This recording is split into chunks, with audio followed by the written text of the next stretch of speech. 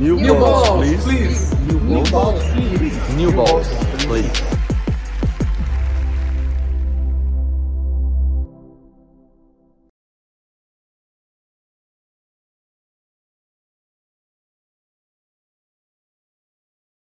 Salve, salve Brasil! Sejam todos bem-vindos! Começando mais um New Balls, Please. De acordo com a temporada vigente, a nossa mesa hoje é saibro puro, saibro na veia, porque está começando o Roland Garros. E estamos comemorando hoje 1 ano deste podcast maravilhoso para nós. Parabéns. Parabéns a nós, Ceará, Resenha Digital, Giba, Nilson, a galera, Leandro, toda a galera por trás aqui que nos ajuda, nos conduz, a nossa equipe técnica também, parabéns a todos. Muito obrigado a você que nos acompanha desde o primeiro dia, que acredita, que gosta do projeto, que gosta do New Balls Please, que acompanha as principais notícias da semana toda segunda-feira a partir das 7 da noite. Agradecendo imensamente a Claro, que apostou no projeto desde o primeiro dia, também ao C6 e a Zurich, que entraram no decorrer desse primeiro ano. Enfim, temos muito a comemorar, Fino. Mais de 50 mil seguidores no Instagram, 34 mil no YouTube e crescendo, de uma maneira como a gente não podia imaginar, com essa velocidade toda e com tanto carinho. Você falou tudo, né, Fê? É que obrigado principalmente ao público que a gente anda no dia a dia e fala e agradece que a gente está fazendo um programa com muito cuidado, com muito conteúdo, que muita gente falando que faltava isso, que faltava um programa semanal ali que a gente pudesse falar e criticar, elogiar, dar risada, ser livre totalmente. Não que a gente nunca fosse, a gente sempre foi livre, mas é diferente você fazer um podcast que você tem o tempo inteiro. Se a gente quiser fazer de 2 horas, a gente pode fazer. Isso é a nossa grade. Então, também aproveitar para agradecer a Angie, que entrou no primeiro momento com a gente também, agora está no quinto set. Os patrocinadores, como você falou, a Claro, pelo Diego, que foi o primeiro que acreditou antes de começar. A gente acreditava no projeto, a gente sabia que isso aqui era uma coisa muito séria. A gente falou na primeira reunião, nós 4 como sócios, que isso aqui é uma coisa de vida pra gente, né? Que a gente acredita, não é um programa que a gente está fazendo. Muita gente pergunta, até quando vocês vão fazer? Não para. Não existe nenhuma possibilidade de a gente querer parar de fazer o programa. Né? A gente lutou muito para que o programa saísse, tivemos muitos problemas para poder botar o programa. Continuamos lutando. É um jogo de, não 5 sets, mas de 27 sets. Então, obrigado a todo mundo que acredita. E um ano passou muito rápido e Roland Garros chegando. É importante dizer que a gente está gravando pela primeira vez num domingo de manhã, né? Porque eu viajo, e o senhor também, mas eu viajo para Roland Garros hoje à tarde. Então, algumas informações podem ser, principalmente a do Nadal da festa dele. Mas não deixaremos de falar, afinal, fala fino a respeito. Com certeza, mas a gente está fazendo isso mais cedo para não perder o programa. Porque o Fernando viaja, ou porque o Narda viaja, não vai ter o programa. De jeito nenhum. A gente tem muito o que falar de hoje, né? Sim, tem Djokovic. Os torneios da semana, o que vem aí em Roland Garros. O próprio Roland Garros, né? Porque a gente vai poder projetar o João e a Bia, que não jogam na segunda, a gente deu até sorte disso. Sim. Né? Que jogam na terça, então a gente vai poder projetar e obrigado. Mais uma vez, obrigado mesmo. Vamos nessa, vamos nos lamber, porque as pessoas mandaram parabéns pra gente. Pessoas queridas, pessoas do mundo do tênis. Então roda aí o primeiro VTzinho de parabéns para o New Balls Please, 1 ano no ar.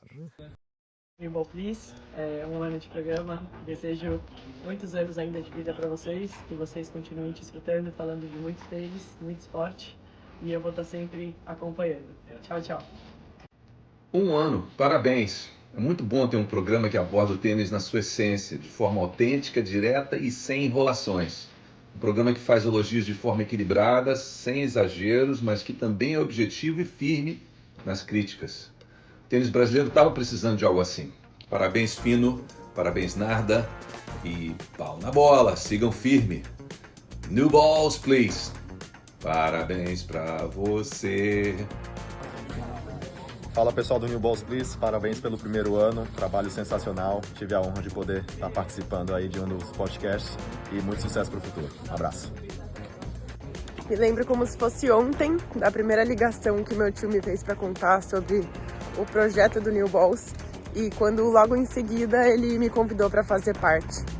É muito legal de ver como, desde o começo, o público super abraçou o programa, como a audiência vem crescendo a cada semana. Isso só é possível graças a muitas pessoas que trabalham muito na frente, por trás das câmeras, aos patrocinadores e principalmente a todo mundo que assiste. E parabéns, New Balls! Um ano trazendo informação sobre tênis para todo mundo, alto astral, e espero que isso continue por muito, muito tempo. Parabéns, parabéns e parabéns. Rafa Pacciaroni aqui, passando para desejar um feliz aniversário ao New Balls Please, vida longa ao programa, que é tão útil e importante para a nossa comunidade do tênis brasileiro. Um grande abraço a todos, parabéns. Parabéns, New Balls Please, pelo aniversário de 1 ano de programa, e venham muitos mais pela frente, e viva o tênis! Beijo, parabéns! Muito obrigado, queridos e queridas, pelas mensagens. Vocês são especiais, personagens que fazem parte do nosso dia a dia, E isso é muito legal, né? que já estiveram aqui. Todo mundo que a gente pediu, todo mundo que a gente quis ter aqui dentro do programa, galera toda. Pô, a entrevista da Bia deu o que falar, a própria entrevista do João Fonseca no Rafa. Rio Open, o Rafa, pô, o Pardal quando veio, né? Tanta gente legal e tanta gente que a gente quer colocar, que vai vir, né, aqui e a gente vai falar.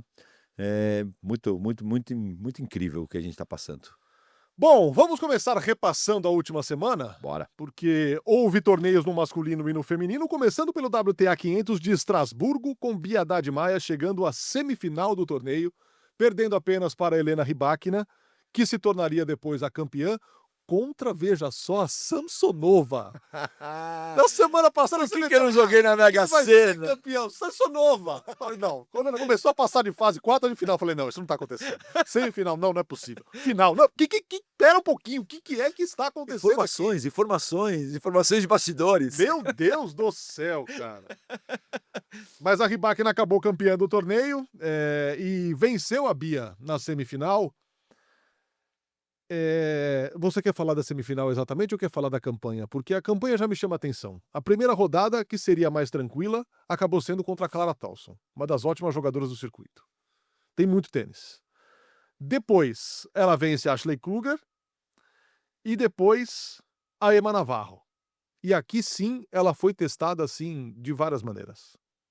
Saiu de trás, teve que virar jogo, teve que encarar momentos complicados e venceu a Emma Navarro. Jogou bem. Uma top 10, jogando bem. Então, a semana é extremamente positiva, Fino. Nada Tudo mais, que a gente já tinha visto mudar. nada mais tênis do que a semana da Bia. Nada mais. Como falar? Por um lado, existia uma expectativa zero da Bia, apenas uma torcida para que ela se encontrasse um pouquinho. Sim. E ela se encontra, começa a jogar bem, ela começa a evoluir. Algumas coisas chamavam a atenção, alguns momentos que você continuava entendendo que ela estava insegura, alguns momentos do jogo que ela desligava e falava, mas tudo bem, faz parte do momento que ela está vivendo, tá? Ninguém sai da zero confiança para 100. Ah, que legal. E aí, um misto de sensações. E aqui não é frustração no sentido, mas preocupação. E a gente sempre faz a coisa 100% na verdade aqui.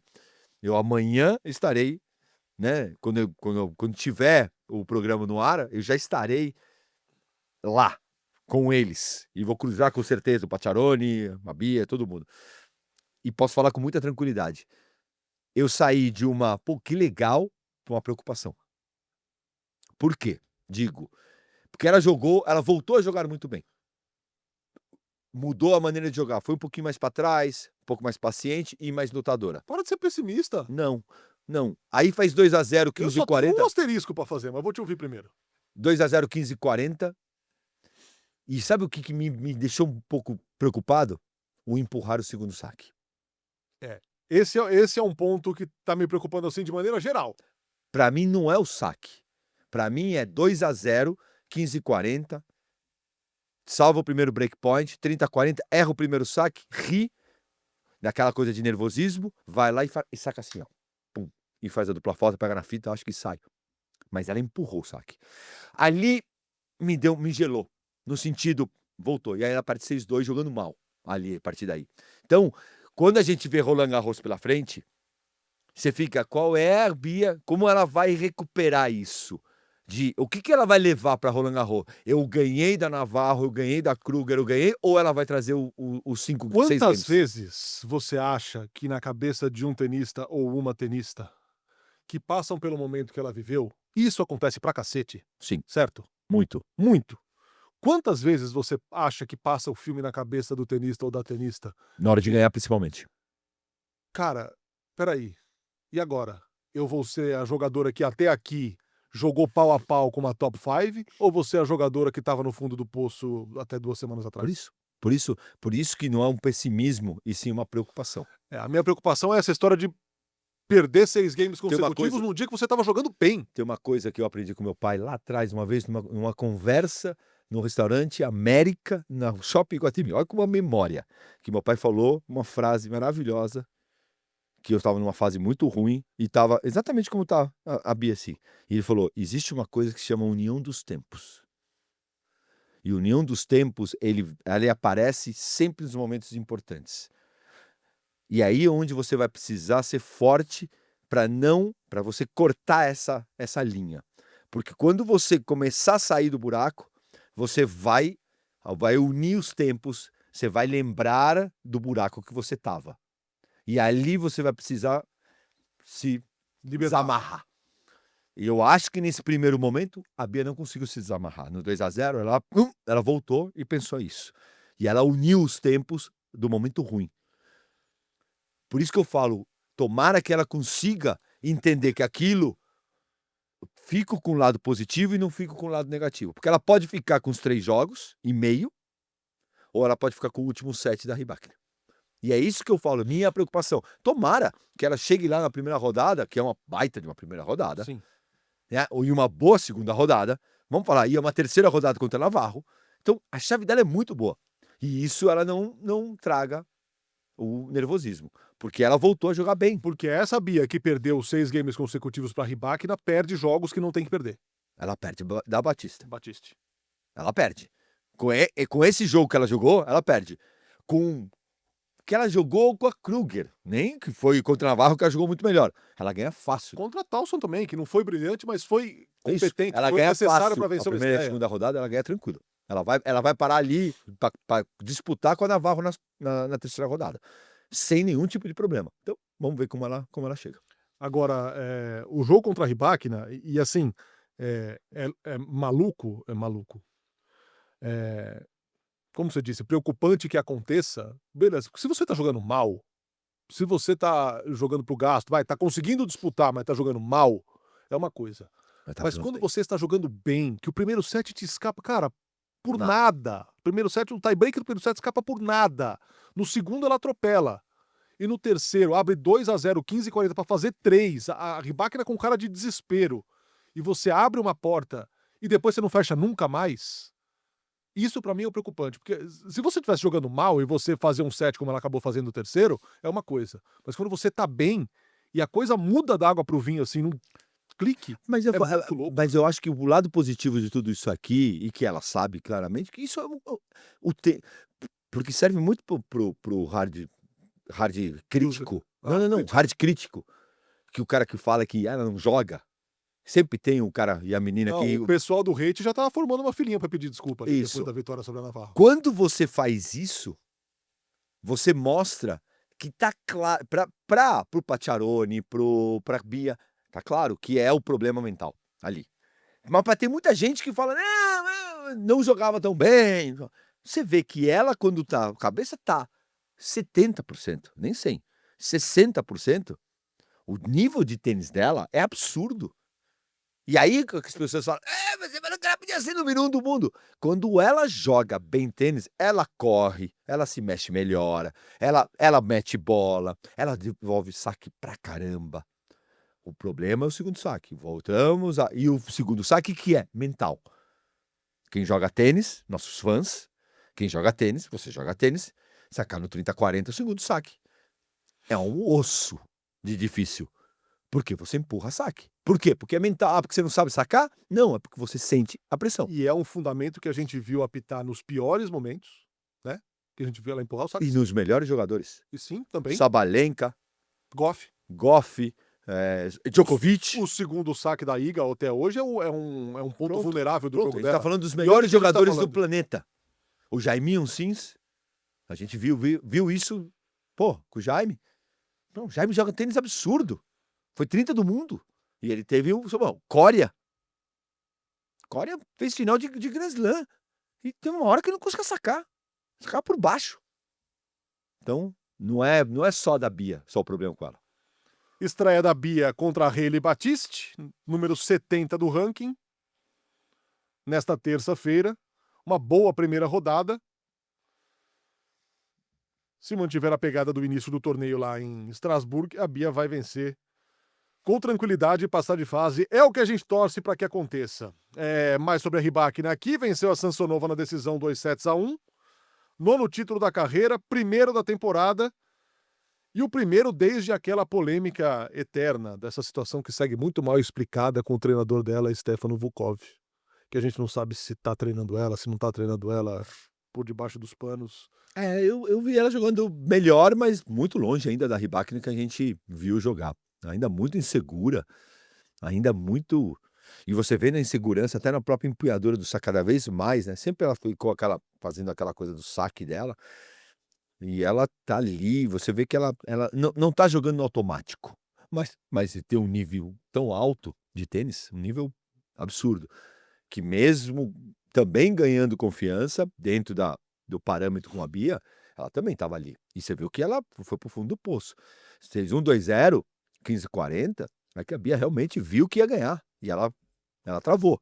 Porque a outra já estava para 6-0. Já estava para 6-0, já estava indo embora O de uma desespero maneira. tava no olhar. Já não mexia mais a perna, mas é isso.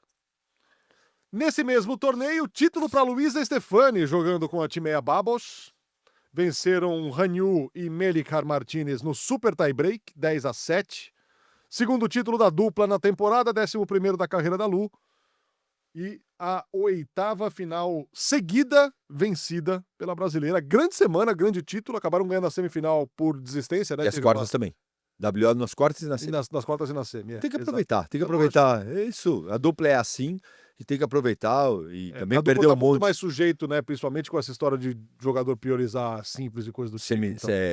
Semana anterior a Roland Garros, Exato. a Grand Slam, também é uma boa semana sempre de jogar dupla, porque a galera não quer, se perde na simples, quer ir embora para jogar. WTA 250 de Rabat, no Marrocos. Maya Joint, uma campeã inédita na temporada, australiana, jovencita. Ótima semana para ser campeã por lá, torneio que a Carolzinha disputou, inclusive. É a nova campeã aí do circuito feminino. ATP 500 de Hamburgo, com o título de Flávio Cobolli, seu primeiro título de 500 na carreira, o segundo título, né? Tinha um 250, agora ganhou 500. Bateu o Rublev na decisão por 6-2 e 6-4.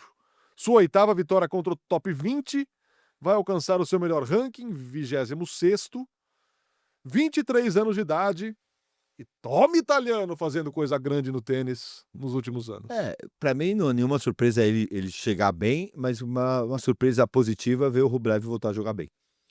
Eu acho que é outro que a gente fala pouco sobre o lado mental, tá sofrendo. E essa semana aqui, fazendo um parênteses aqui, houve uma declaração muito forte do Russovori, o finlandês. Também falando sobre questões de saúde mental, muito delicadas. Quem não viu, dá uma olhada, porque muita gente ainda trata isso como frescura, mimimi, coisa do tipo.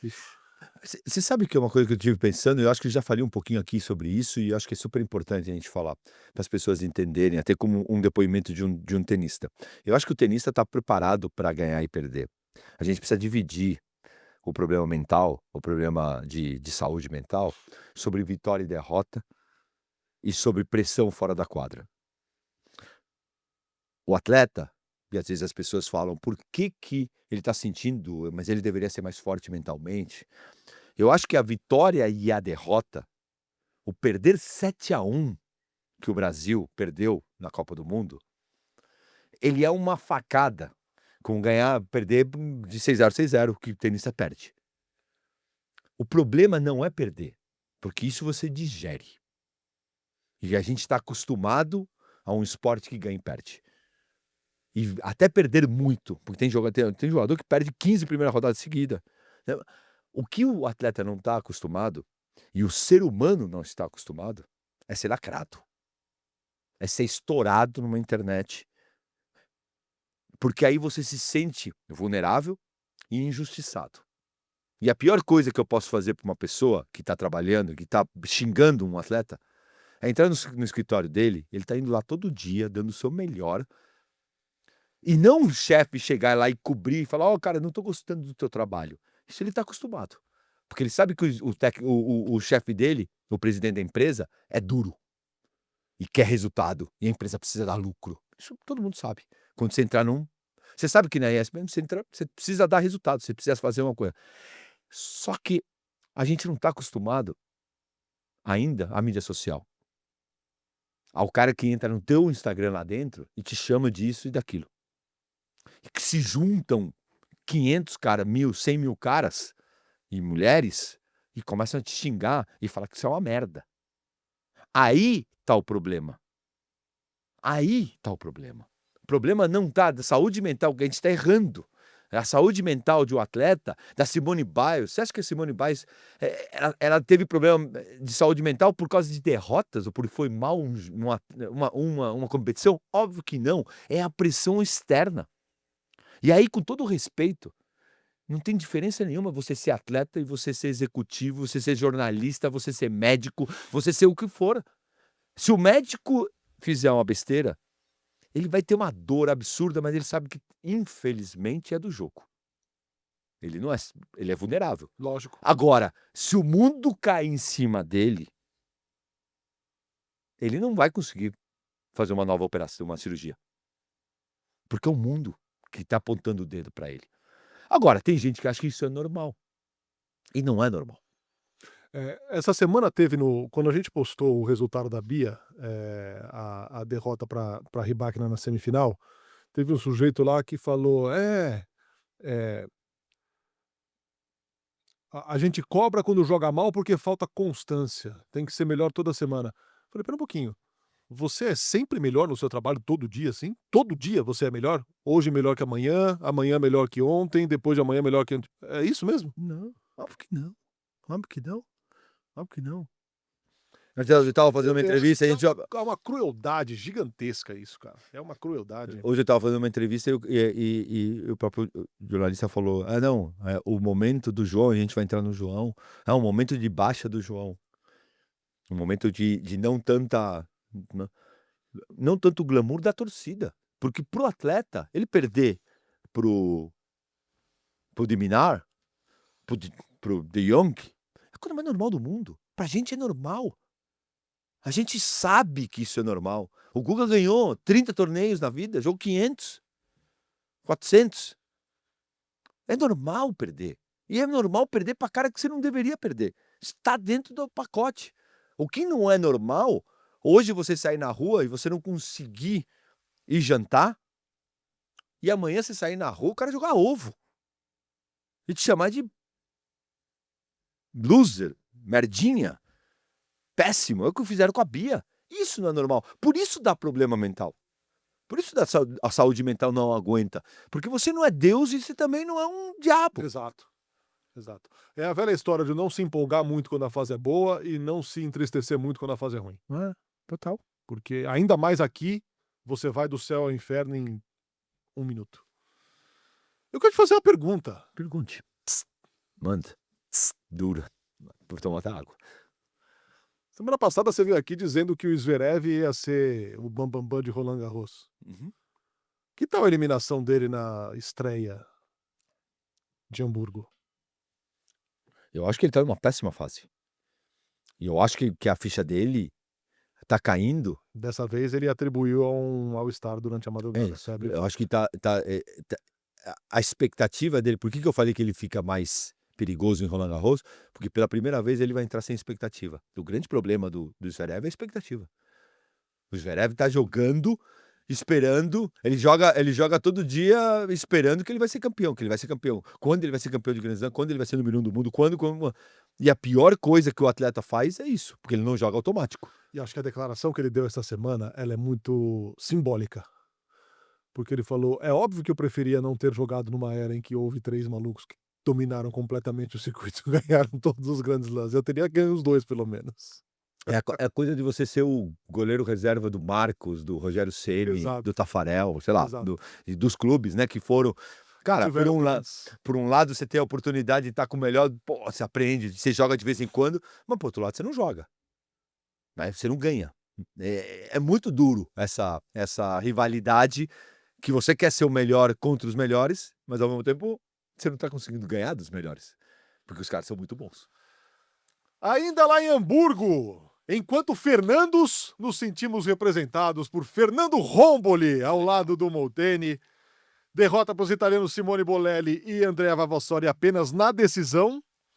O Romboli atingindo o seu melhor ranking da carreira, vai jogar Roland Garros com o John Patrick Smith. Mas essa é uma das grandes histórias do esporte brasileiro na temporada, Fino.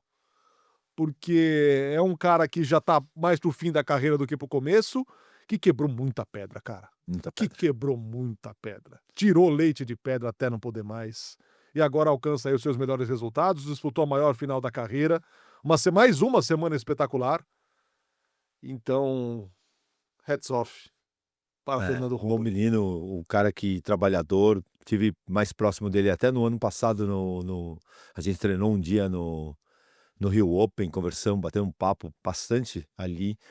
E é um cara que eu sempre falo, eu fiz até um texto, isso ontem ou anteontem, que não tinha nada a ver com ele, mas a gente divide os tenistas, falando só de tênis, e obviamente as pessoas podem associar. Os tenistas que aceitam o que o mercado e o mundo e a família acha, e existem os tenistas que vão atrás do que eles acham. O que eu falo? Muito pai com 17 anos, se o garoto não é um fenômeno, não deixa o garoto ir pro circuito, tem que ir para a faculdade. Muito cara que com 20 anos, 22 anos, não baixa o 200, o pai ou o circuito fala: não, você tem que parar de jogar. E tem alguns que falam, e eu boto a Carol nessa história, quando muita gente falou: pô, mas Carol, mas quanto? E a Carol um dia falou assim: não me importa onde eu vou chegar, eu vou lutar até o último dia que eu possa, correndo atrás dos meus objetivos. Depois, quando eu chegar lá, se eu precisar fazer outras coisas, eu faço. Mas eu vou até o fim. E é o que ela está fazendo, né? Para alguns, demorando mais do que para se meter 100, que é o ranking que todo mundo quer, que ela quer também, mas ela tá, ali, pum, pum, pum. Eu acredito, eu falo para ela assim direto, eu acredito que você vai chegar. Se chega lá nos 32, 34, você não chegou, você se permitiu. E o Fernando se permitiu. Muita gente já deveria ter falado: pô, para, vai dar aula, vai dar treino, vai viajar com o cara. Não, eu vou. E aí um dia entra de lock loser, tava ali, 100 e pouco, entra de lock loser, né? Entra de alternate, né? Na dupla, Indian Wells, faz o que fez semifinal, e agora toda semana é semana longa para ele. É isso, se permitiu. Não foi na história do cara que tá em casa, frustrado, porque ele não consegue as coisas, e aí vê que o cara perde 3 primeiras rodadas e fala: esse lixo aí tem que parar de jogar. Exato. Quem tem que sair do sofá é o cara que tá em casa. Saia do sofá e pare de encher a porra do saco do cara que tá tentando. É lógico. Né? E isso pra mim é a coisa mais importante. Bom, falando de Roland Garros 2025. Não, tu não vai falar do Djoko? A gente vai falar Rapaz, depois. eu pulei o Djokovic, é isso? Só isso que eu fiz. Não importa, o Djoko, quem é Djoko? Depois falam que eu não gosto do Djoko. Quem não gosta do Djoko? Não é todo Olha dia. quem não gosta do Djoko. Não é todo dia. Você não gosta do Djoko. Fala a verdade, na lente da verdade. Você não gosta do Djoko. Gosto tanto que já tem até um nada a declarar no ar sobre os 100 títulos dele, cheio de números, do jeito que você gosta. Então ele gosta do Djoko. 100º título do Sérvio. Tá sem título. Exato, 100 título com C. 100º título na ATP 250 de Genebra, tendo que deixar tudo na quadra, cara. Tudo e mais um pouco. Cara, que loucura que foi essa final contra o Hurkacz. Aliás, o Hurkacz podia ter esperado um pouco mais para voltar a jogar bem, né? Mais 2 semaninhas. Vamos chegar lá daqui a pouco. Mas ótima conquista aqui do Djokovic. para ganhar mais um título na sua carreira, mais um 250. E são apenas 13 250 entre os 100 títulos que ele tem na carreira. Espetacular. 72 títulos são grandes títulos. 72. Sabe quanto tem o Nadal? 59. Federer, 54. Ele tem 72. Não, espetacular. Espetacular e que o que mais chama atenção é como ele se reinventa, né? Dentro das suas limitações físicas, até técnicas às vezes, né? Porque ao chegar mal na bola, como ele chegava antes... Cara, eu continuo insistindo que pra mim o negócio é motivacional. Não, eu acho que ele tá mais lento. Tá mais lento, Fê. Tá mais lento. Tá mais duro. É que você é jovem ainda. Quando você chega na bola ainda, o teu corpo ainda tem um pouco de graxa dentro. Sim. O nosso, que já tá um pouco mais velho. Eu vejo, pra mim, na hora que eu construo o jogo do Djoko, construindo do passado pra hoje, você vê que ele vai pra paralela com mais frequência, ele vai mais... Por quê? Porque ele não chega. Te obriga a decidir antes. Ele não chega. E a bola, em lugares que a bola anda bastante, tava andando legal a bola lá. Por isso que o Hurkacz também, né, chega mais longe cada vez. Mas ele é espetacular, como ele pega coisas. Ele pegou o 100º título como quase ganhou Miami. Ele pega como uma baita de uma motivação. Lógico que você tem jogadores que ali, tipo o Mensik, no Miami ele não consegue, porque o cara jogou pra caramba. Mas ele, era óbvio que todos os objetivos dele que ele botou, por isso que o 25º, não sei. O cara consegue encontrar motivação, só que o corpo não permite. Ele já sentiu o joelho na semifinal. E a gente vai já fazendo aqui a transição para Roland Garros, mas pegando o gancho do que você falou, aqui a gente entra num... Você acha que ele pode ganhar, Roland Garros? Não acho. Não acho assim. Você botaria uns 10% dos milhões que você ganha aqui no New Balls, please? 10%? Botaria. 10% eu botaria. O cara não ganha nada no New Balls, please, dá pra perceber. Tô pagando pra trabalhar. Pelo amor de Deus. Pelo amor de Deus, precisamos mais patrocinador. Tô pagando pra trabalhar. Não, cara, você dá como 0 chance desses caras? Não. Não, 0 chance você não pode dar a ninguém. Mas eu posso falar uma coisa, eu me surpreenderia mais o Djokovic ganhar Roland Garros. Não, e mais não, igual ao Guga ter ganho em 97. Seria uma surpresa desse tamanho. Desse tamanho. Seria uma surpresa igual ao João ganhar Roland Garros esse ano. Nossa, hein? Forte, hein? Sabe por quê? Porque eu não vejo fisicamente. Aí o Bravinho, o Djoko Lover, o exército do Djoko, né? Todos os sérvios do mundo vão falar. Não quero comparar. Eu tô falando que são 5 sets. O momento. São 7 jogos em 5 sets. No Saibro. No Saibro. Pra você ganhar, ele vai ter que ganhar de Alcaraz e de Sinner. Se tudo ocorrer bem. Medvedev nas oitavas, Zverev nas quartas. Isso. É muita gente, com muito jogo duro. E a gente viu ano passado. Ele vai lá e ganha Roland Garros e eu tô aqui com cara de tacho. Beleza, ótimo. E aí são histórias pra contar. O que as pessoas não entendem, que quando você fala uma coisa dessa, que legal de errar. Porque são histórias pra contar. Porque antes do Guga ganhar Roland Garros, se alguém falasse, se a gente tivesse um podcast, não ganha de jeito nenhum. E aí quando ganha, você fala, pô, que legal. Errei. Errei por quê? Porque o cara apareceu um cara que não era pra aparecer. Ele mostrou uma maturidade que eu mesmo estando no quarto com ele, não via essa maturidade que ele tinha. E não via o tênis que ele tinha. No dia que ele ganha do Muster, ele olha pra mim e fala assim, caraca, eu jogo esse tênis. Ele não sabia que jogava esse tênis. Então, as pessoas se transformam na alegria e na tristeza, na dificuldade e na facilidade, elas se transformam. Então, mas não dá pra falar contra o que você falou, não dá pra dar 0 chance. Óbvio que não dá, como eu não dou 0 chances pro Fonseca. Mas você acha que o Fonseca ganha o Roland Garros? Não. Não, será surpreendente. Não, será maior do que o do Guga ainda. Ah, mas ele tá mais preparado. Tá mais preparado do que o Guga. Tá. Ele tá mais próximo que o Guga. Tá.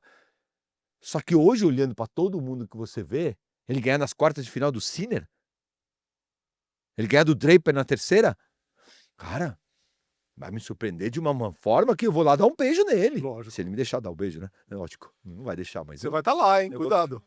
posso roubar um beijo nele. Se ele escutar isso, ele vai fazer questão de perder só para não ganhar o seu beijo. Quanta besteira a gente fala aqui também, né? Isso é liberdade. Liberdade de expressão é isso. Ô, Fino, mas assim, é insano, cara. 38 anos de idade, apenas o terceiro a ganhar 100 títulos entre os homens, né? Entre as mulheres aí tem Martina, tem Evert, tem Graf na frente. Mas é uma marca impressionante, é uma marca simbólica para ele. Como eu disse, 72 são grandes títulos, Grand Slams, Masters 1000, Olimpíada e Finals. Entenda-se por grandes títulos esse tipo de torneio. E agora partindo para Roland Garros.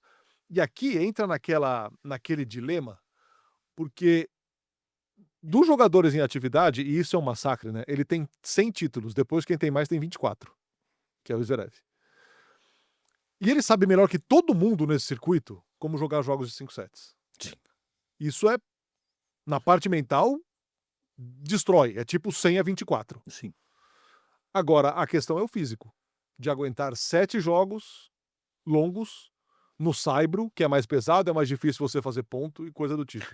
Me fazer entender melhor. Se ele fisicamente não apitar, não tiver problema, eu acho que tenisticamente falando, ele já não tem mais vantagem, como ele tinha. O que ele tem? Ele tem cabeça, experiência. Então, na hora que ele pegar um cara duro numa terceira rodada, se o físico dele tá bom, ele vai ali, só que ele não consegue mais destoar como ele destoou na quadra de grama, ainda consegue destoar um pouquinho, mas no saibro, ele tem que jogar 7, 8 bolas todo ponto. Porque também tem um lado que as pessoas têm que entender, aí é um lado técnico, que a pessoa pode brigar comigo, e eu deixo brigar comigo, sobre previsões. Só que sobre o lado tático, se eu jogasse com o Djoko hoje, com a minha insignificância tenística em comparação a um cara que ganhou 100 títulos, eu não acharia ruim. Duríssimo, porque eu já joguei com todos esses caras desse tamanho, duríssimo, porque o cara joga pra caramba. Só que como que viria a minha cabeça? Beleza, vou jogar 5 sets com ele, eu vou fazer esse cara jogar 4 horas. Primeiro objetivo, o Pardal chegaria pra mim e falou assim, esse jogo tem que demorar 4 horas. Como você vai fazer? Não me interessa. O que você vai fazer? Você vai pra trás, vai jogar alto, vai jogar pesado e vai jogar 2, 1, 2, 1, pá. Mas o Djokovic de hoje não é um cara mais capaz de não alongar jogos? Eu não acho que hoje, e agora mudou o treinador, e isso é um negócio que eu queria perguntar pra do você Sam também. Mehmet. Exato. Não vai mudar nada. Não vai mudar Eu nada? adoro o do Sam. Vai me jogar comigo. Não vai mudar nada. Não, ok. Mas é um cara com quem o Djokovic tem mais... Aquele negócio que a gente falou aqui, o Djokovic com o Murray não ia ficar explodindo coisa do tipo. Ele vai xingar o do Sam Mehmet do primeiro ao último dia, porque é um dos caras mais bonzinhos, é que nem o Simonite. Bonzinho pra caramba. Ok. Agora, eu não acho que o Djokovic, hoje aos 38 anos de idade, vai se dar ao luxo de perder energia com o que não deve. Ou ser soft num começo de jogo, num começo de torneio, como algumas vezes aconteceu. Não só com ele. O Djokovic hoje não vai se dar esse luxo. Não. Ele vai jogar para ser 3-0 na primeira, na segunda, na terceira rodada, enquanto ele puder. Porque sabe que depois tem uma poupancinha de energia que ele tem que guardar para a segunda semana, quando a poca tocha o rabo. Mas ele hoje ele não tem mais o vigor que ele vai ter que jogar em cima da linha. Lógico, se ele pegar um cara... Vou botar um exemplo de cara como eu jogaria, Fokina. Ele ganha do Fokina? Lógico que ele ganha, que ele é melhor que o Fokina. Só que o Fokina vai entrar na quadra para dar 2 passos atrás. Disposto a jogar 5 horas. Disposto, ao invés de ir para paralela naquela direita, ele vai na cruzada. Ao invés de dar uma patada nessa bola, eu boto mais uma. É o que o Munster fazia com a gente. O Munster entrava na quadra e nos primeiros 3 games, ele fazia que a bola ficasse na quadra 20 vezes. Aí ele pegava o nosso estômago, nosso pulmão, nosso esôfago e ele entrelaçava. E você chegava 2-1 para você no terceiro game, E você falava: "Caramba, cara, tem mais 4 horas de jogo e eu já tô assim no 2-1". Então ele entra na cabeça do cara. E o que o cara tá fazendo hoje com o Djoko é isso, em mostrar para o Djoko: "Você é melhor que eu, você é mais vitorioso que eu, só que pra ganhar de mim você vai ter que jogar 5 horas". A gente chegou, parece, porque, de novo, a gente aqui não é dono da verdade, a gente não fala nada definitivo aqui, nada é definitivo, ainda que as pessoas achem que sim. A gente chegou a um momento em que a célebre frase do primeiro ele te tira as pernas e depois ele te rouba a alma, ela não serve mais pro Djokovic. Não. Porque ele não vai te tirar as pernas primeiro, é capaz do Porque outro ele não vai adversário querer te tirar jogar as 20 pernas, não bolas. vai querer. Ele vai pra paralela. Hoje, o que ele mais tem feito, eu nunca vi uma estatística disso, mas eu tenho certeza, eu não preciso olhar, porque eu faço jogos dele, que antes ele ia na terceira bola pra paralela definitiva. E hoje ele vai na primeira, na segunda. Ele ia na oitava, agora ele vai na quinta. Ele tá trazendo o jogo pra ele. E antes ele... Quantas você quer correr? Contra o Tsitsipas na final de Roland Garros, ele fez exatamente isso. Falou: vai desgastando aí. Vai desgastando. Chegou uma hora que acabou o gás. Bom, já estamos sem Roland Garros, né? Uhum. Nosso piso de saibro. Você gosta, né? Adoro. A questão aqui é que você não pode se jogar e não pode sair sujinho também. Que pena. João Fonseca contra Hubert Hurkacz. A gente já teve essa conversa fora do ar. Você acha bom ou você acha ruim? Eu acho ruim. É porque o que eu vou dizer aqui vai envelhecer, já envelheceu mal por causa da campanha que ele fez na última semana. Sim. Fazendo a final contra o Djokovic, fazendo uma boa semana. Porém, quando saiu a chave e o Hurkacz não tinha chegado à final, o Hurkacz é um cara que não vinha num momento excelente. Uhum. O saibro não é o melhor para ele. Uhum. Veja bem, se era para pegar um cabeça de chave, o Hurkacz não era de todo mal.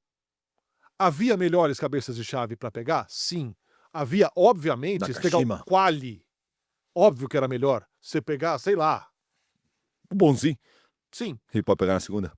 Melhor. Seria melhor. Sim. Não acho de todo mal o Hurkacz na primeira rodada. Ou não achava até a última semana, quando ele deu essa Eu não acho ruim.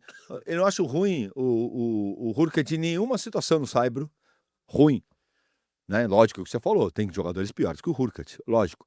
O que eu não gosto é uma primeira rodada nervosa, depois de perder 2, 3, primeira, segunda rodada, voltou pro Brasil, treinou e volta primeiro jogo que vai fazer contra um cara que te deixa desconfortável. Onde está o momento? E olha que legal, né? Até um tempo atrás, a gente só elogiava o João, as pessoas se criticavam, e hoje a gente tem lugares para evolução do João. Que é isso que eu vejo de tênis. Depois que você joga uns 6 meses de tênis e joga com os melhores e para de jogar com os caras que você teoricamente pode ganhar. E você é mais estudado. As pessoas começam a achar lugar. Conversando com outros grandes técnicos, e a gente conversa fora, as pessoas nem sabem quantas vezes eu pego o telefone e ligo para outros técnicos. O que preocupa do João? Preocupa a evolução no João. Devolução de saque.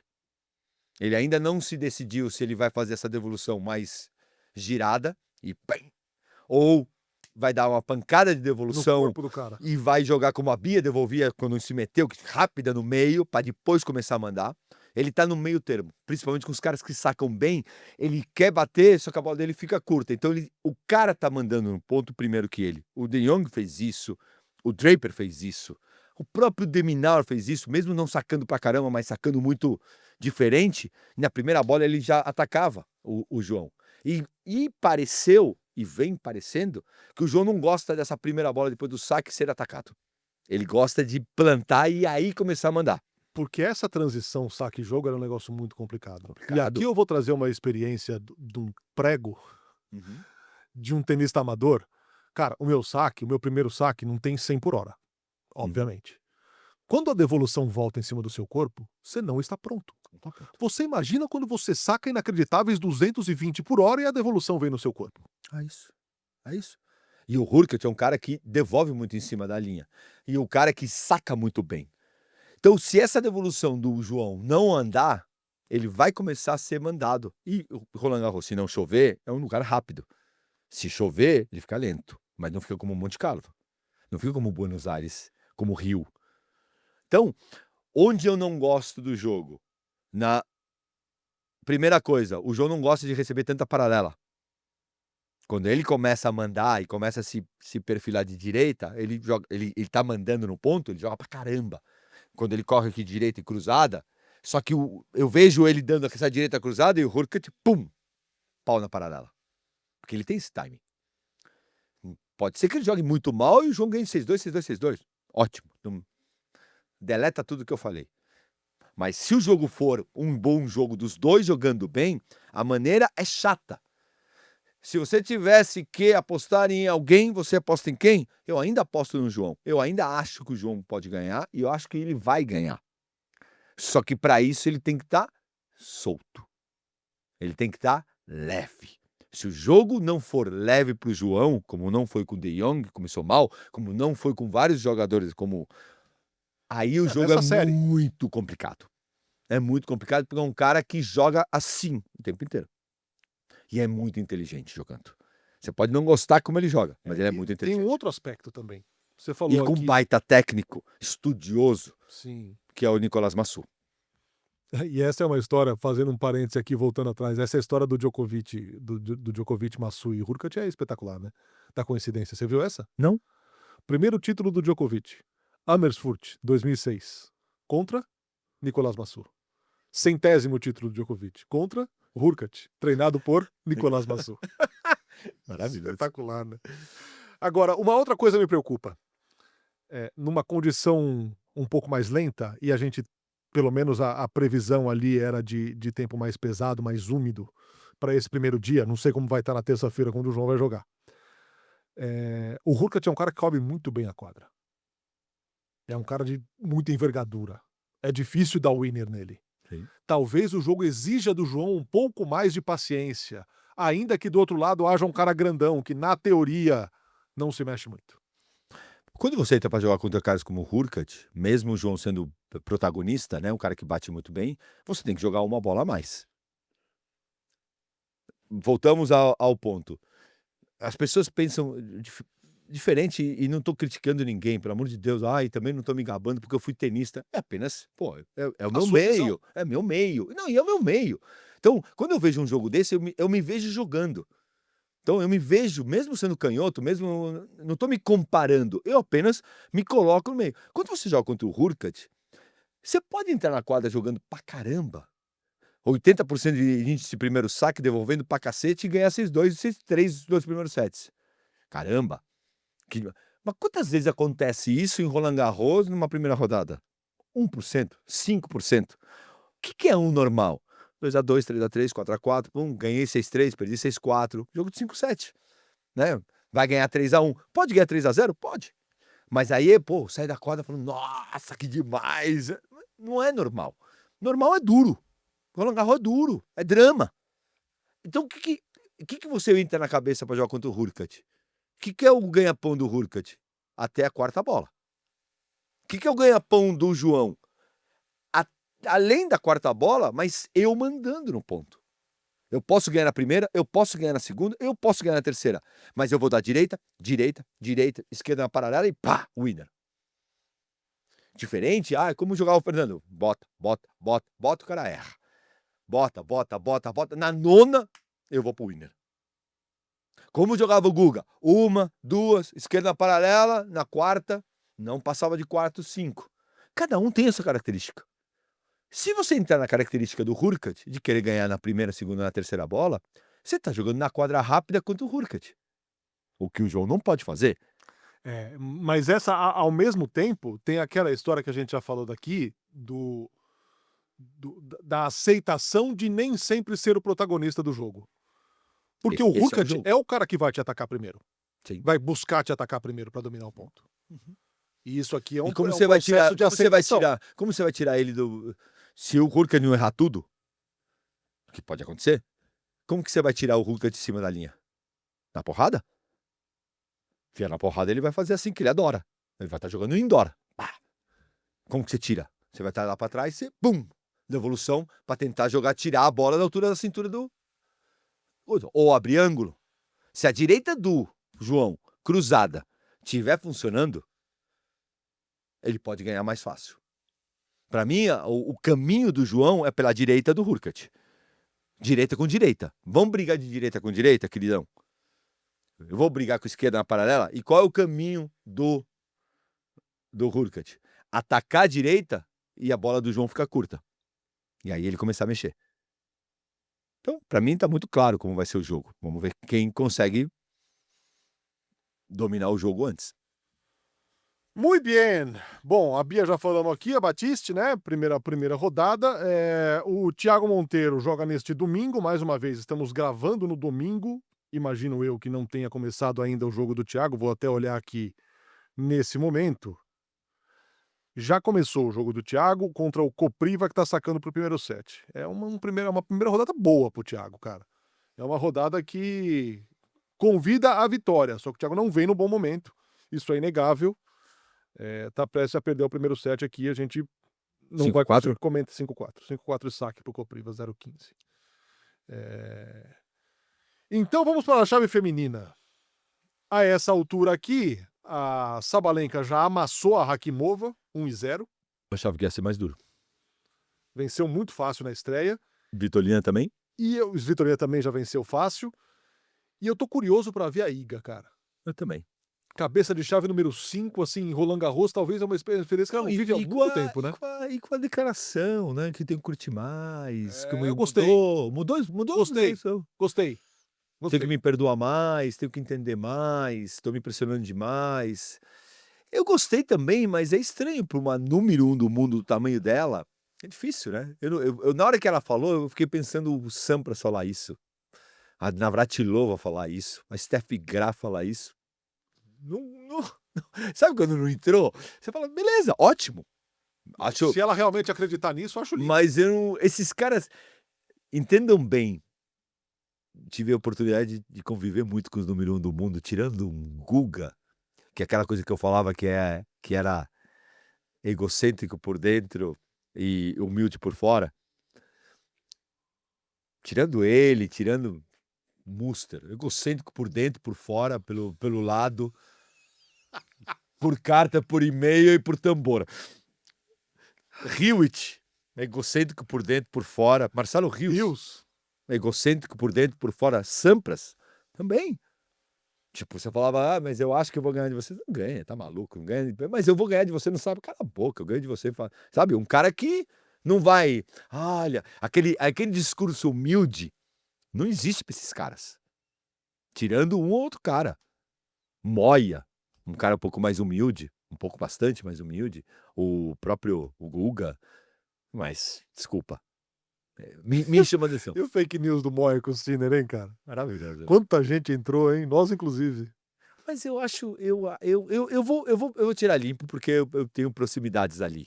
Eu vou tirar limpo isso. Vou tentar tirar limpo. Não do Moia exatamente, mas eu vou estar com algumas pessoas próximas. Eu acho que ele... Se você me perguntar qual é a minha opinião, posso estar falando uma grande besteira e vocês me cobram depois.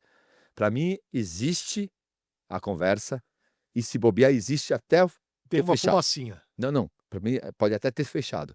Só que tem duas coisas aqui que vazou antes do tempo e a galera falou que não. Porque faltam 6 meses pro fim do trabalho do Queijo. Pro Rei. E segundo, o Moia trabalha na academia do Nadal. Trabalha. Ele é o gestor geral. É a cara. E você tira o cara 6 meses antes, você não está prejudicando a própria academia? O próprio trabalho que você tem hoje? Hoje você fala que daqui a 6 meses você vai mudar de TV. Fica estranho. Quando que você muda de TV? É um tempinho antes. Quando você muda de trabalho? Um pouquinho antes. Quando eu saio? Um pouquinho antes. Você vai falar 6 meses. Isso não é futebol. Que daqui a 6 foi comprado pelo Real Madrid. Mas não. Você vai jogar no Palmeiras e pro Corinthians. O presidente destituído da CBF fez isso com o Ancelotti, né? Jogou ele aos leões. O cara falou que não. Antes. Quantas vezes ele falou que não? E era verdade. Mas o cara não pode, nesse momento, dar. Eu acho que ali tem coisa. Fino, jogada segura Zurich da semana, eu quero voltar às aflições do tenista amador, se você me permite.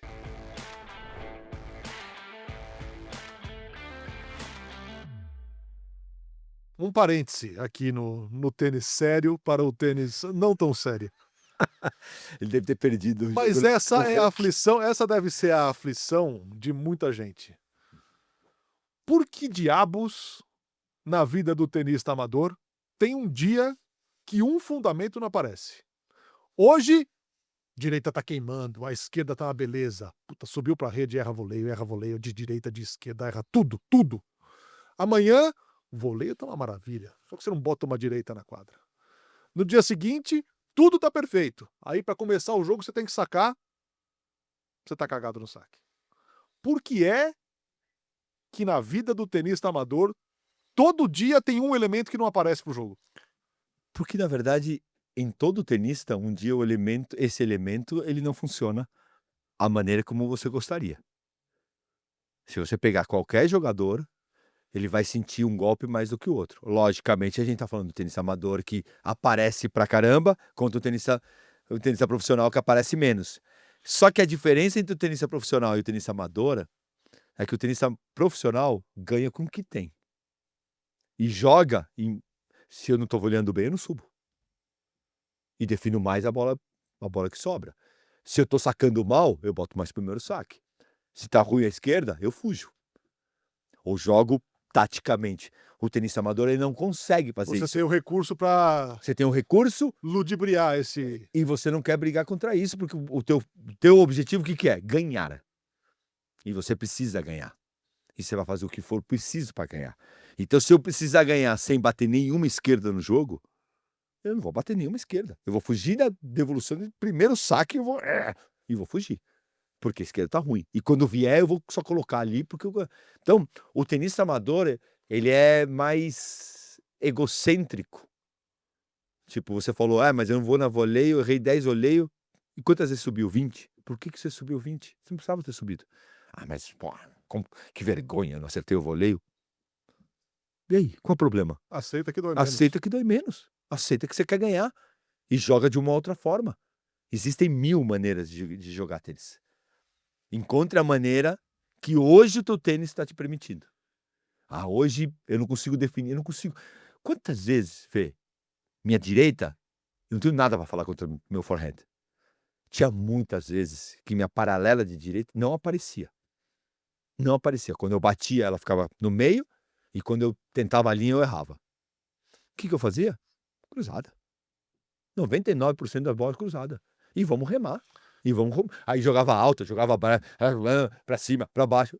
Vamos correr. A jogada segura é aceitar que aquele dia não tá funcionando. A jogada segura é jogar seguro. Qual é a jogada segura? Não tem paralela? A jogada segura é a cruzada. É não subir na rede, é definir quando sobrar a bola no meio. E não fazer um approach, é fazer um winner no meio da quadra. Desculpa, não consigo. O cara já... E fora que o outro cara sabe, né, Pedro? O Fernando tá subindo e errou todos os voleios. O que eu vou fazer? Eu vou tentar uma passada ou vou jogar na tua mão? Vou jogar na tua mão. Muito bem. Aprendeu? Aprendi. Mas vai subir mesmo assim, vai subir. Espero que tenha servido de Mesmo assim eu vou subir. Espero que tenha servido de recado pra muita gente, de ajuda pra muita gente também. Bora. Vamos ao Carolinda pelo Mundo de hoje. Daqui a pouco tem claro que tem história que também é bem interessante sobre tenistas jovens. O Carolinda pelo Mundo de hoje, ele é uma aula, cara. É uma aula e é um aspecto que boa parte dos torneios mundo afora, eles têm. Sim. Nessa história de devolver um pouco à sociedade, a cidade em que o torneio acontece, coisa do tipo. E muitas vezes a gente nem vê. Exato. Muitas Eu vezes acho que é não mal se divulga. divulgado. Muitos dos torneios levam os jogadores no hospital, jogam em Se a projetos Carolzinha não sociais. conta pra gente não saberia dessa ação do torneio em Rabat. Isso Então, aí. dá uma olhada aí, porque é bonito, é emocionante, é necessário, é um recado lindo. Fala aí, Carol. Fala galera, estamos aqui para mais um Carolinda pelo Mundo. Bom, eu sigo aqui no WTA de Rabat e queria compartilhar com vocês uma experiência que eu tive ontem aqui, a convite do torneio. Eu fui convidada para ir em um orfanato de crianças abandonadas com algumas outras jogadoras. E são diversas crianças, desde bebês, que eles encontram muitas vezes na rua, que são deixadas na porta do orfanato. Crianças que foram deixadas há 5 dias atrás do dia que eu fui fazer a visita. Algumas crianças mais velhas, que têm menos procura por adoção. A gente passou um tempo com as crianças. Para mim foi muito emocionante, triste de ver a realidade da qual essas crianças vieram, mas ao mesmo tempo eu aprendi muito porque todas elas estavam muito felizes e gratas de estarem ali, muito felizes de receberem a gente. Nossa, eu fico mal de novo. Deram presentes, ó, essa raquete com uma mensagem dentro, essa bolinha de tênis, tudo feito por eles, esse quadro. Juro, cada sorriso, cada contato ficou muito marcado em mim.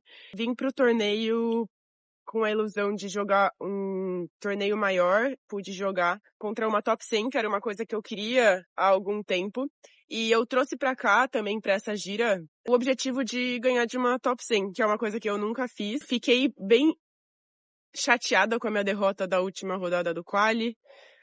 Depois que eu perdi para essa top 100 com um placar que foi 6-3, 6-0, eu também me senti muito mal pela derrota também, e porque era uma oportunidade para mim de jogar com uma top 100, de mostrar que eu podia vencer.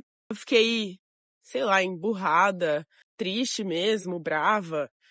Depois que eu tive a oportunidade de ver essas crianças no dia seguinte, eu vi como a gente fica focando em algumas coisas que são muito pequenas, comparadas com várias outras coisas que existem na vida. Nunca mais reclamar dentro de uma quadra de tênis porque uma direita não tá entrando. Porque, cara, isso é muito pequeno perto disso, sabe? Ser grata pelas experiências que eu vivo, ser grata pelas coisas que eu tenho, buscar meus objetivos e sonhos, mas sem ficar sempre focando no que falta, sabe? Falta ser top 100, me falta ganhar de uma top 100, me falta jogar no WTA, tudo, sempre as coisas que faltam e sempre parecer que a vida e tudo é insuficiente. Então foi uma lição pra mim e que na hora eu senti muito que eu devia compartilhar. É isso. Um beijo e até a próxima. Fino, bonito demais de ver.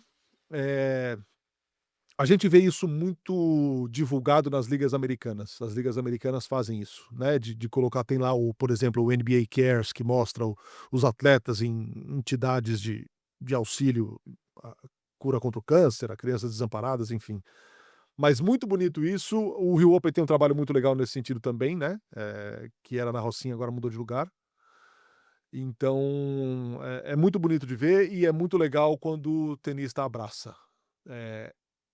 Doa um pouco do seu tempo e eu acho que ganha demais com isso, cara, porque isso aí não tem preço. E a grande maioria gosta de fazer isso. Lógico que a vida do tenista é uma correria, mas muitos dos contratos com os tops acontece e tem essa ação. Eu acho maravilhoso. Eu lembro de uma ação, várias ações que a gente fazia no México, na ATP do México, fazendo clínicas, indo para o hospital. Outro torneio que fazia muito isso era Memphis. É muito legal. Incrível a Carolzinha ter trazido com essa emoção que ela traz. É super fora que é muito sensível. verdadeiro, né? Ela é super demais. sensível, a gente já sabe disso. Muito legal e que seja bom também para ela, né? Pelo outro lado, de ela realmente entender. Pô, às vezes eu fico ali preocupado com a minha direita que não tá funcionando, o meu voleio, que a gente acabou de falar, meu voleio que não entra. E tem coisas muito maiores pra gente pensar. Eu acho que, né, do que Problemas realmente sérios, né? sérios como pra ficar enchendo o saco na internet de alguém, vai lá fazer uma boa ação. Antes de você querer criticar a Bia ou o jogador, não, deixa eu ir no hospital e fazer uma ação boa, deixa eu ir num projeto Fazer bem a social. alguém em vez de fazer mal. Faz um bem a alguém, já que tá com tempo livre. Brasileiros pelo mundo. ITF M25 de Coquimbo, Pedro Boscardin. Você não vai fazer o Claro Tem História? Campeão, vou depois. Ah, tá bom. Pedro Boscardin, campeão do torneio. Uhum. Ótima semana dele, hein? Bateu o cabeça de chave 1 na trajetória. E fica na cabeça do Boscardin, no casamento do Felipe, em dezembro do ano passado. Ele veio, me abraçou e falou: cara, me ajuda, eu quero ser bom. Me ajuda. Eu falei pra ele: cara, o que eu puder te ajudar, eu te ajudo. Nunca falei com ele depois, não tô falando que eu tenho nenhuma responsabilidade, mas ficou muito legal Na determinação. a né? determinação. E quando ele fala quero ser bom, eu quero ser minha melhor versão, o que ele queria dizer pra mim. Eu tô aí, venho de uma família que eu adoro, da Carol, Boscardinho jogou comigo. É uma família incrível, super querida. Ele é um baita de um menino, foi pra Argentina treinar, se perdeu durante um tempo, fez besteira, né? Besteirinha de tênis, de tenista, de perder tempo. Quando eu falo besteira, é perder tempo. Ficou perdendo tempo ali. Aí começou a treinar com o Tomás, foi pro tênis root, começou a treinar com o Belucci. Acho que o Tomás deu um chacoalhão nele interessante, que é um outro tipo de chacoalhão, que eu gosto do chacoalhão. Tomás, você pode amar o Tomás, você pode não gostar do Tomás, mas para mim um dos grandes atletas que o tênis já teve. Cara determinado, cara focado, cara trabalhador, cheio de problema físico durante a carreira, mas é um cara que, tava ali todo dia. Ele como técnico deve ser um carrapato. Eu vi ele uma vez lá em Belém, acho que era Belém, não lembro onde eu fui. Ele tava com o Boscardinho, ele não parava de falar, não parava de encher o saco do Pedrinho. Eu falei, cara, que demais. E é isso. Eu falo isso pra essa molecada. A diferença entre ser um pouquinho melhor tá na determinação, né? Nesse abraço que eu lembro, me arrepia, do jeito que ele veio e me abraçou, me falando, porra, Fino, eu quero ser. Tipo, me dá solução. Eu falei, cara, não tem solução, é trabalho, né? E achei muito bonito e ele ganhar um título desse, tomara que impulsione e ele perceba que ele pode chegar assim. Perfeito, já que estamos falando de molecada, eu vou abrir o parênteses aqui no meio dos brasileiros pelo mundo. Claro que tem história dessa semana que diz respeito a na época, garoto.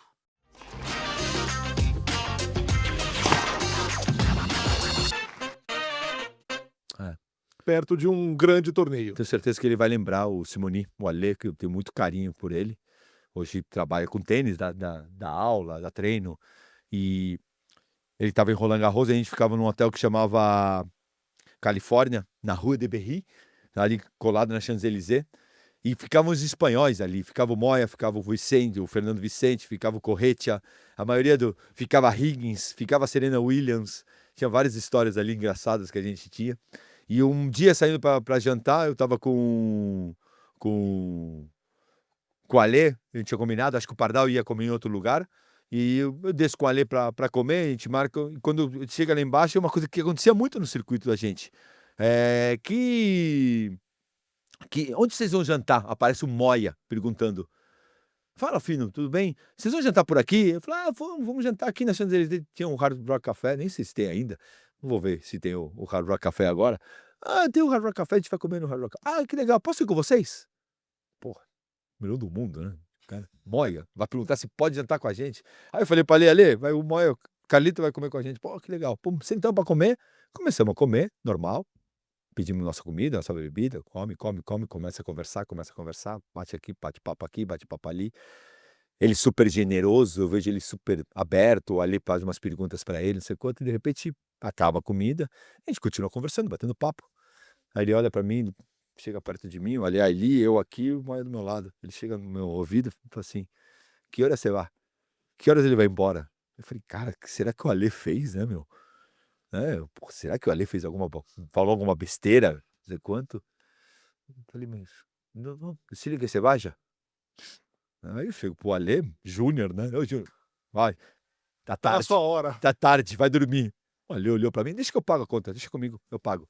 Expulsando ele do restaurante. Aí o Alê não entende nada, pega e vai embora. Aí dá 30 milésimos de segundo, ele levanta a mão, ele chama o garçom e fala, você me dá uma cerveja? Eu olho e falo, Carlito, mas era por causa da cerveja? Ele falou, era. Júnior, jamais vou beber na frente de um Júnior. Ele falou, mas ele é brasileiro. O que tem a ver? Exemplo. Eu sei o meu tamanho e eu sei a minha importância. Tá bom. Esse é o Moya. Esse é um cara que jamais vai beber na frente de um. Eu aprendi muito isso. Tento me policiar num evento, não sei quanto. Eu aprendi com o Moya aquele dia. Vou pro evento, muitas vezes, pô, tá uma cerveja aqui, eu olho pro lado. Tem criança. Não vou ser eu que o cara fala, tá vendo? O Fernando também bebe. Lógico, tô num bar, vai ter um monte de criança. Isso faz parte. Também temos que viver. Não podemos ser 100% em tudo. Mas eu tento me policiar dentro do nosso meio. Cuidado. Eu aprendi com o Moya. Número 1 precisa tomar uma cervejinha, né? A carga é pesada. Imagina a pressão que ele tem. Isso que não tinha redes sociais na época. No caso da rainha Sabalenka, um prosecquinho, né? E vai no dia Hoje seguinte. mudou, né? E Hoje vai no mudou. dia seguinte e ganha título. ITFW 35 de Santo Domingo, a Thaisa Pedretti fez semifinal, parou em um jogo de quase 3 horas e meia. ITF-M15 de Monastir, o Clear fez semifinal na simples e foi campeão nas duplas com o Igor Marcondes. JC de Cochabamba, Pedro Renner, vice-campeão na simples. Agenda, o que vem por aí: Bia Haddad, João Fonseca, Thiago Monteiro de simples em Roland Garros, Rafa Matos, Marcelo Melo, Fernando Romulo com John Patrick Smith, Orlandinho com Ivan Dodig, Marcelo Demoliner com Nicolas Jarry nas duplas masculinas, Luísa e Timeia Babos, além da Bia com a Laura Sigmund nas duplas femininas. Everybody para Roland Garros nesta semana aqui. E o senhor acompanhando tudo de perto. Isso é muito chique, né, cara? Primeira semana vai ser muito chique. Mande muitos falafinos de lá. Vou mandar. Vou mandar. Traga bastidores, Vou tentar trazer. furos de reportagem. Vou tentar trazer coisas. Vou me gabar, assistir dos jogos da Bia, do João. Espero poder entrar, né? Nos jogos deles. Chique demais, hein? Vamos fazer aqui uma brincadeira. Já que é a primeira semana, não vamos falar de campeão ainda. Tá. Quem vai ser a surpresa dessa primeira semana? Eu sou novo?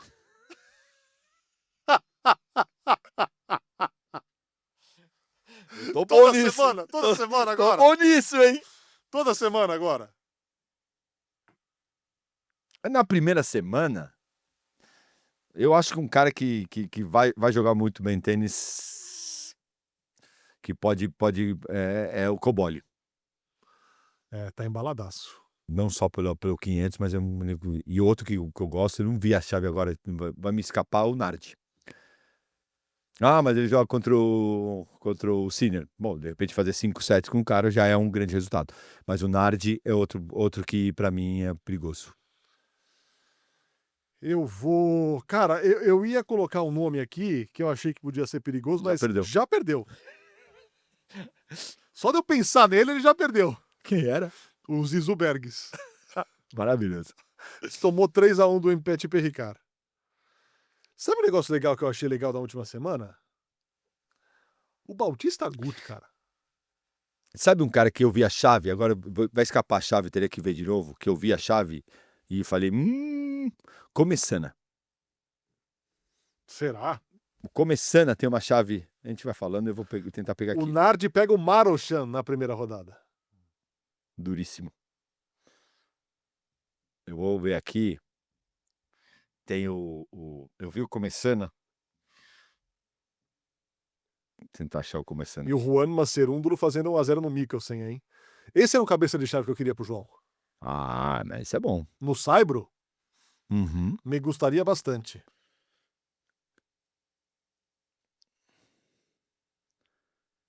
O Fran Cerundo é outro que pra mim vai longe, hein? Tá a chave do Dimitrov. Pra mim ele é um cara extremamente difícil de ganhar. Esse era um cabeça de chave que eu não queria pro João na primeira rodada. Não. Baez é outro.